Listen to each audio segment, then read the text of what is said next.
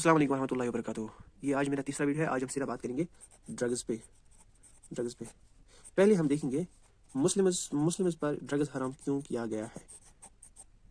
देखिए, आप सभी को पता होगा कि ये जो ड्रग्स है, जब भी ये लेते हैं ये ड्रग्स, इससे दिमाग की तवाज़ुन जो होती है वो छीन जाती है।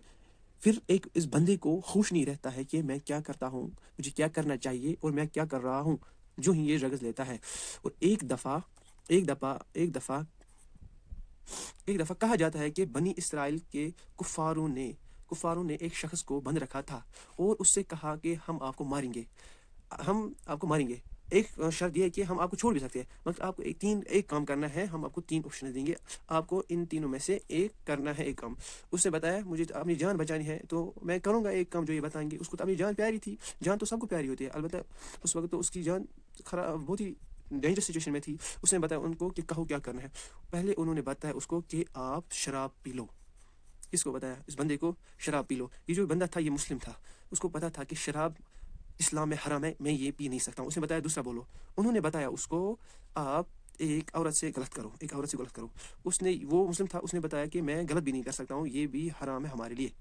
शायद तीसरा उन्होंने बताया उसको कि आप एक जानवर का गोश्त खाओ, वो भी जो कि मुस्लिम्स में वो हराम खाना है। उसने बताया ये भी हराम है, मैं इन तीनों में से कुछ पहले नहीं कर सकता हूँ। मगर उसको अपनी जान प्यारी थी, उसको बचाना था अपनी जान। उसने बताया कि गलत भी नहीं कर सकता हूँ, ये हराम, ये गोश्त भी नहीं खा सकता हूँ। अच्छा छोड़ो, इस वक्त तो जान बचानी है, तो चलो शराब पीता हूँ और फिर यहाँ से अपनी जान बचाकर भागता हूँ।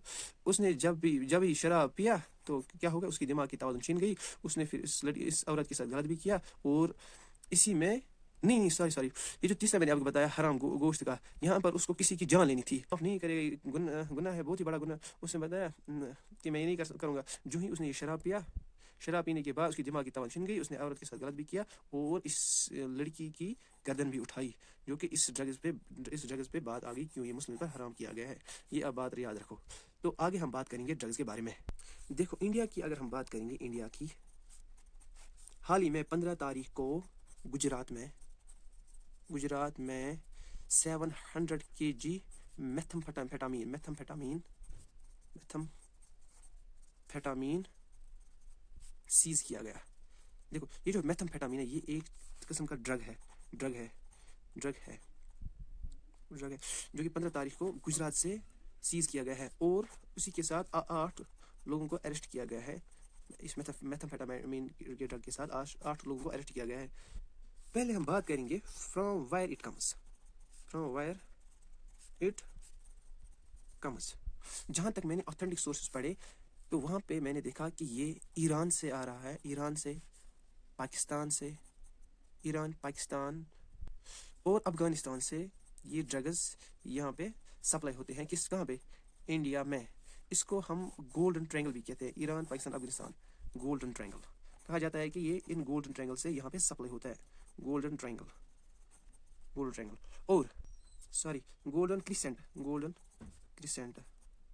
और कहाँ से आता है ये? थाईलैंड,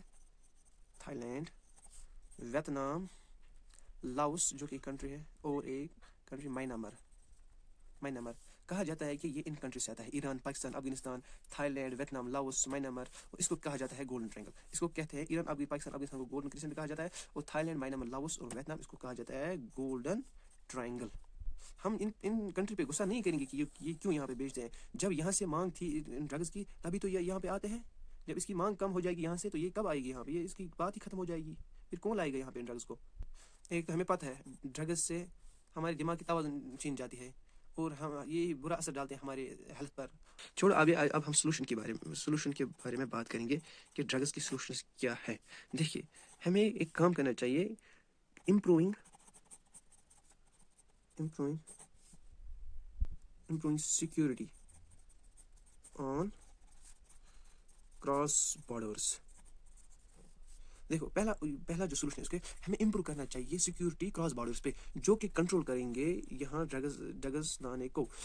वो सिक्योरिटी रखने हम यहाँ पे जो निगरानी रखेंगे किस चीज़ की?